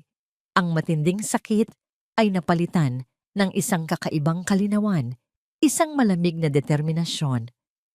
Kailangan ko siyang harapin, bulong niya, mas para sa sarili niya kaysa kay Rafael. Kailangan kong marinig mula sa kanya, para sa tatay ko, para sa akin. Tumingin si Rafael sa kanya. Ang mga mata ay puno ng pag-unawa at pag-aalala. Sigurado ka, hindi mo kailangang gawin to, Liliana. Kailangan ko, sabi niya. Ang boses ay matatag na. Pero hindi ngayon. Hindi kung kailan mahina ako. Sa oras na ako na ang handa. Kinabukasan, siya ang tumawag kay Julian. Isang maikling usapan lang. Walang sigawan. Walang sumbatan. Tanging ang mga salitang, magkita tayo sa may baywalk, mamayang paglubog ng araw. Mag-isa ka lang. Ang paglubog ng araw sa Manila Bay ay palaging isang magandang tanawin. Ngunit para kay Liana, ito ay isang simbolo. Ang pagtatapos ng isang araw, ang pagtatapos ng isang kabanata. Nakatayo siya malapit sa seawall, hinahayaan ang malamig na hangin na haplusin ang kanyang mukha. Dumating siya ng mas maaga para bigyan ang sarili ng oras na maging handa. Sa di kalayuan, alam niyang naghihintay si Rafael sa loob ng sasakyan nito, hindi para makialam, kundi para lang masiguradong ligtas siya. Maya-maya, isang pamilyar na anino ang lumitaw. Ngunit ang Julian Montenegro na naglalakad palapit sa kanya ay iba na. Wala na ang aroganteng tindig, ang kumpiyansa sa bawat hakbang. Ang lalaking nasa harap niya ngayon ay mukhang gusgusin. Ang mamahaling damit nito ay lukot. Ang buhok ay hindi maayos at merong ilang araw ng hindi ahit na balbas sa mukha nito. Ngunit ang pinakanagpabago sa kanya ay ang kanyang mga mata. Wala ng apoy ng kapangyarihan, tanging isang malawak at malalim na kawalan. Liana, sabi nito, ang boses ay paos. Hindi siya sumagot. Hinintay lang niya itong magsalita. Tumingin si Julian sa papalubog na araw. Ang kulay kahel na liwanag ay nagbibigay diin sa lungkot sa kanyang mukha. Totoo ang lahat ng sinabi ni Sofia. Simula niya, hindi makatingin, nang diretso kay Liana. Tungkol sa tatay mo, sa tatay ko, totoo ang lahat. Nakinig lang si Liana. Ang puso niya ay tila isang bato sa kanyang dibdib. Alam ko na noon pa man, pagpapatuloy ni Julian, ang boses ay nagsimulang manginig. Bata pa lang ako, narinig ko na ang usapan nila. Sinubukan kong kalimutan. Sinubukan kong sabihin sa sarili ko na negosyo lang yon. Pero palagi siyang bumabalik sa isip ko. Ang tatay mo. Sa unang pagkakataon, nakita ni Liana ang pagtulo ng luha mula sa mga mata ni Julian. Hindi ito ang mga pekeng luha na nakita niya kay Sofia. Ito ay tunay. Kaya ba pinakasalan mo ako? Tanong ni Liana. Ang boses ay walang emosyon. Dahil sa konsensya? Umiling si Julian. Sa simula, oo. Akala ko kung aalagaan kita, kung ibibigay ko sa iyo ang lahat, mababayaran ko ang kasalanan ng pamilya ko. Pero naging higit pa roon, Liana. Minahal kita sa paraang alam ko. Isang makasariling pagmamahal, pero totoo. Naging abala ako sa pagpapalago ng pera, sa pagpapatakbo ng kumpanya. Nakalimutan kong alagaan ka. Nakalimutan kong alagaan ang pinakamahalagang bagay na nasa akin. Ikaw. Tumingin ito sa kanya, ang mukha ay basang-basa na sa luha. Wala na akong hihinging tawad. Walang kapatawaran ang ginawa ko. Ang ginawa namin. Nandito lang ako para sabihin sa iyo ang totoo. Dahil yan ang utang ko sa iyo at sa tatay mo. Isang mahabang katahimikan ang namagitan sa kanila. Tanging ang tunog ng alon at ang sigawan ng mga ibon ang maririnig. Huminga ng malalim si Liana. Ang galit na inipon niya ay unti-unting nawawala. Napapalitan ng isang malungkot na pagtanggap. Hindi ko makakalimutan ang ginawa ninyo, Julian. Sabi niya, ang boses ay kalmado ngunit may bigat. Habang buhay kong dadalhin ang sakit ng pagkawala ng tatay ko dahil sa kasakiman ninyo. Hindi ko yon malilimutan. Napayo ko si Julian, handa nang tanggapin ang lahat ng sumpang ibabato sa kanya. Pero, pagpapatuloy ni Liana, pinipili kong magpatuloy. Napatingala si Julian, ang mga mata ay puno ng gulat. Pinipili kong palayain ang sarili ko sa galit na ito. Sabi ni Liana, mas matatag na ngayon. Dahil kung patuloy kitang kasusuklaman, ako lang din ang magiging bilanggo. Tapos na ang sentensya ko sa'yo, Julian. Malaya ka na. At malaya na rin ako. Tinalikuran na niya ito. Iyon na ang huli. Ang huling pamamaalam. Habang naglalakad siya palayo, hindi na siya lumingon. Bawat hakbang ay mas magaan kaysa sa nauna. Naramdaman niyang may isang mabigat na kadena na nalaglag mula sa kanyang puso. Nang makalapit siya sa sasakyan kung saan naghihintay si Rafael, bumukas ang pinto. Hindi ito nagsalita. Lumabas lang ito at sinalubong siya. At sa gitna ng papalubog na araw, niyakap siya nito ng mahigpit. Isinubsob ni Liana ang kanyang mukha sa dibdib ni Rafael at doon, sa wakas, umiyak siya. Ngunit hindi na ito iyak ng pighati o galit. Ito ay iyak ng paglaya. Nang tumahan siya, tumingala siya kay Rafael. May kailangan pa akong gawin. Sabi niya, ang mga mata ay may bagong determinasyon. Ayokong habang buhay na lang akong maging biktima sa kwentong ito. Ayokong makilala bilang ang babaeng niloko ni Julian Montenegro o ang babaeng inagaw ni Rafael de Leon. Ano ang plano mo? Mahinang tanong ni Rafael. Tumingin si Liana sa malayong abot-tanaw kung saan tuluyan ng lumubog ang araw at napalitan ng mga unang bituin sa langit. Gusto kong ako mismo ang magsabi ng kwento ko sa sarili kong mga salita amanpe. Sa tulong ni Rafael at ng kanyang pinagkakatiwalaang team, isang eksklusibong panayam ang isinaayos. Hindi ito isang maingay na press conference, kundi isang tahimik at matalik na pag-uusap kasama ang isang respetadong broadcast journalist na kilala sa kanyang integridad. Walang script, tanging ang katotohanan lang. Nakaupo si Liana sa harap ng kamera, hindi bilang ang dekahong asawa ng isang bilyonaryo o ang sentro ng isang showbiz scandal, kundi bilang si Liana Reyes. Nakasuot siya ng simpleng puting blusa, ang buhok ay nakalugay lang, at ang mukha ay may magaang na makeup. Ang itsura niya ay sumisigaw ng kapayapaan at katatagan. Sa isang monitor sa gilid, tahimik na nanonood si Rafael. Ang kanyang presensya ay isang tahimik na lakas para kay Liana. Liana, simula ng journalist, narinig na ng buong bansa ang mga bersyon ng iba't ibang tao. Ngayon, gusto naming marinig ang sayo. Sino ka nga ba? Huminga ng malalim si Liana at tumingin ng diretso sa kamera na para bang kinakausap niya ang bawat babaeng nakakaramdam ng sakit at kawalan ng pag-asa. Ako po si Liana Reyes. Panimula niya, ang boses ay kalmado at malinaw. Isa po akong anak, isa akong babae, at minsan, naging isa po akong asawa. Nagmahal po ako, nagtiwala, at nasaktan, gaya po ng marami sa inyo. Ikinuwento niya ang lahat. Hindi na may pait, kundi may pag-unawa. Ikinuwento niya ang kanyang pag-ibig, ang kanyang pagtitiis, at ang kanyang paggising sa katotohanan. Hindi niya siniraan si Julian. Sa halip, inilarawan niya ito bilang isang taong naligaw din ng landas dahil sa bigat ng nakaraan at sa presyo ng kasalukuyan. Marami po ang nagtatanong kung galit pa ba ako. Pagpapatuloy niya. Ang totoo po, wala na. Dahil natutunan ko na ang pagpapatawad ay hindi para sa taong nanakit sa'yo, kundi para sa sarili mo. Ito ang susi para makalaya ka mula sa pagiging biktima. Nang tanungin siya tungkol kay Rafael, isang maliit na ngiti ang sumilay sa kanyang mga labi. Si Rafael po ay dumating sa buhay ko noong panahong pakiramdam ko ay wala nang natitira sa akin. Pero hindi po niya ako sinagip. Ang ginawa po niya ay mas mahalaga. Ipinaalala niya sa akin na kaya kong sagipin ang sarili ko.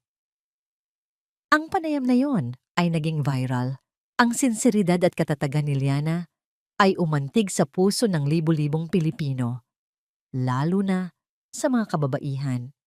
Ang kanyang kwento ay hindi na tungkol sa pagtataksil, kundi tungkol sa pagbangon. Siya ay naging simbolo ng pag-asa.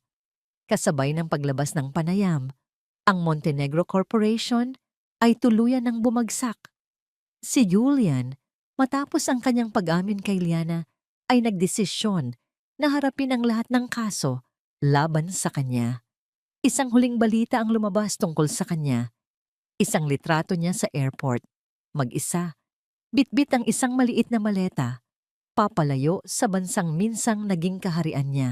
Ang buhay para kina Liana at Rafael ay unti-unting nanumbalik sa katahimikan. Ngunit isang bagong uri ng katahimikan. Isang katahimikang puno ng saya at pagmamahal. Isang hapon, ilang buwan matapos ang lahat ng gulo. Magkasama silang naglalakad sa isang tahimik na beach sa Batangas. Ang papalubog na araw ay nagpinta ng kulay kahel at rosas sa kalangitan. Nakikita mo ba yon? Tanong ni Nicky Rafael. Itinuturo ang mga batang nagtatampisaw sa dalampasigan. Balang araw, gusto kong magkaroon ng ganyan. Isang pamilya, malayo sa kamera, malayo sa ingay.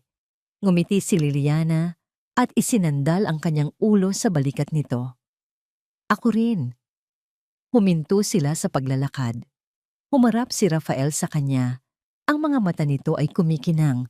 Mas maliwanag pa sa mga bituin na unti-unti nang lumalabas. Hinawakan nito ang kanyang dalawang kamay. Liana, sabi nito, ang boses ay seryoso, ngunit puno ng lambing. Sa buong buhay ko, umarte ako. Gumanap ako bilang iba't ibang tao. Pero sa'yo ko lang naramdaman na okay lang maging ako. Ikaw ang pahinga ko sa magulong mundo. Dahan-dahan, lumuhod si Rafael sa buhanginan. Mula sa kanyang bulsa, inilabas nito ang isang maliit at simpleng kahon. Nanlaki ang mga mata ni Liana. Ang puso niya ay nagsimulang tumibok ng napakabilis. Binuksan ni Rafael ang kahon at sa loob nito ay isang singsing.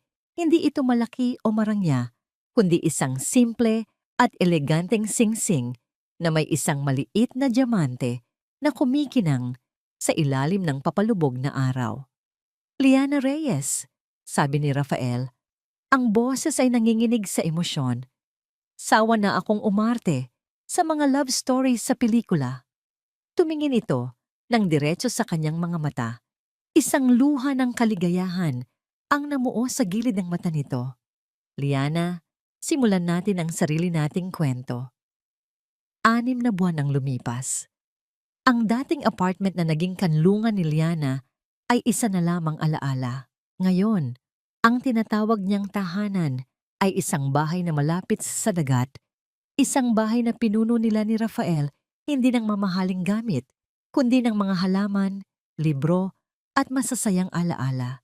Hindi na nagbalik sa pagiging asawa ng kung sino si Liana. Sa halip, natagpuan niya ang kanyang sariling landas.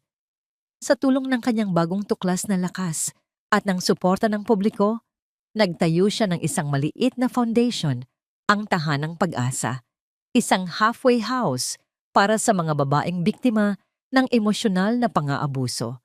Tinutulungan silang makabangon at makapagsimulang muli. Isang hapon, nakatayo siya sa harap ng isang maliit na grupo ng mga babae sa loob ng kanilang foundation. Nagbabahagi siya ng kanyang kwento, hindi na bilang isang talumpati, kundi bilang isang paalala.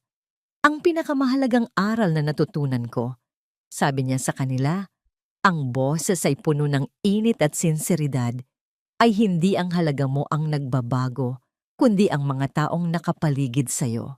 Kung nasa maling lugar ka, kahit gaano ka pa kahalaga, mararamdaman mong wala kang kwenta. Ngunit kapag nahanap mo ang tamang lugar, ang mga tamang tao, doon mo lang matutuklasan ang tunay mong kinang. Isang palakpakan ang sumalubong sa kanyang mga salita. Sa likod ng silid, nakasandal sa pader, nakangiting nanonood si Rafael. Pagkatapos ng kanyang talumpati, sinalubong siya nito ng isang mahigpit na yakap. I'm so proud of you, bulong nito sa kanyang tainga. Hindi ko to magagawa kung wala ka, sagot ni Liana. Hindi totoo yan, sabi ni Rafael. Nandyan na yan sa'yo noon pa man. Kailangan mo lang ng isang taong magpapaalala sa'yo. Ang kanilang kasal ay hindi isang malaking kaganapan na laman ng mga balita. Ito ay isang simple at pribadong seremonya sa mismong dalampasigan sa tapat ng kanilang bahay, na dinaluhan lamang ng kanilang pinakamalalapit na kaibigan at ng mga babae mula sa Tahanang Pag-asa. Walang mga kamera, walang reporters. Tanging ang tunog ng alon, ang sinag ng araw, at ang mga tunay na ngiti at luha ng kaligayahan. Nang gabing iyon, matapos ang selebrasyon, magkasama silang nakatayo sa balkonahe ng kanilang bahay, nakatanaw sa karagatan na pinapaliwanag ng kabilugan ng buwan. Masaya ka ba? Tanong ni Rafael. Niyayakap siya mula sa likuran. Ang baba nito ay nakapatong sa kanyang balikat. Isinandal ni Liana ang kanyang likod sa dibdib nito. Naramdaman ang pamilyar na tibok ng puso nito. Huminga siya ng malalim. Nilalanghap ang sariwang hangin ng dagat. Noong una akong umalis sa mansyon, pag-amin niya, ang tanging pangarap ko lang ay maging okay, maging payapa. Hindi ko inakalang posible pa pala ang maging ganito. Masaya.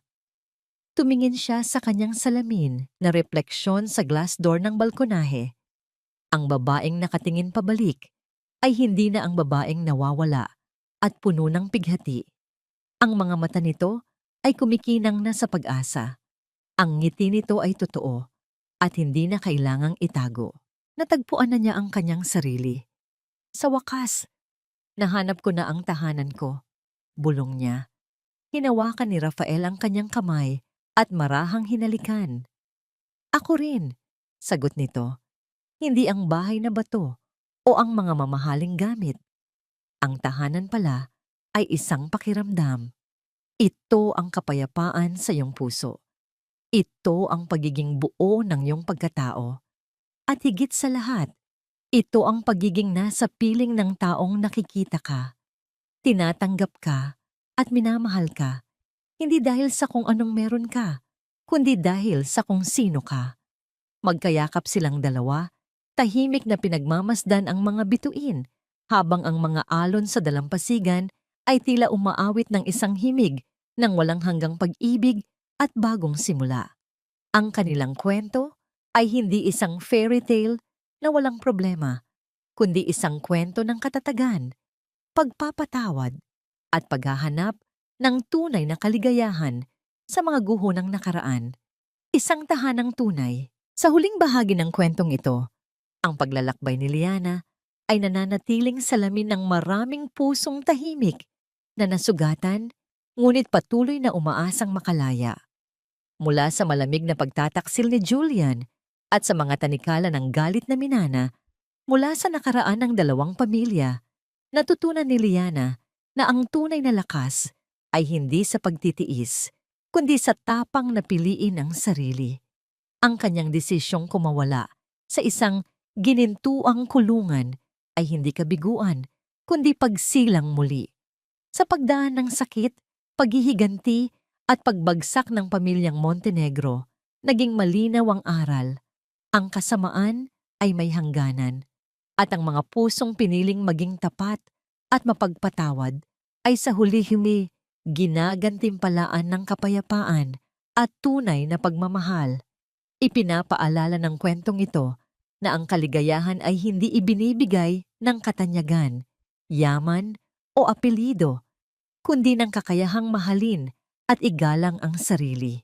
Ikaw, kung nasa kalagayan ni Liana, pipiliin mo bang manatili para sa anyo ng perpektong buhay o lalaya para sa katahimikan ng puso? Bago tayo magtapos, nais ko kayong kamustahin. Kumusta kayo ngayon? May pinagdaraanan ba kayong desisyong mabigat sa damdamin? Huwag kayong mag-atubiling magbahagi sa comments. Nandito ako, nakikinig, nagmamalasakit at nagpapasalamat sa inyong patuloy na pagsama sa bawat kwento.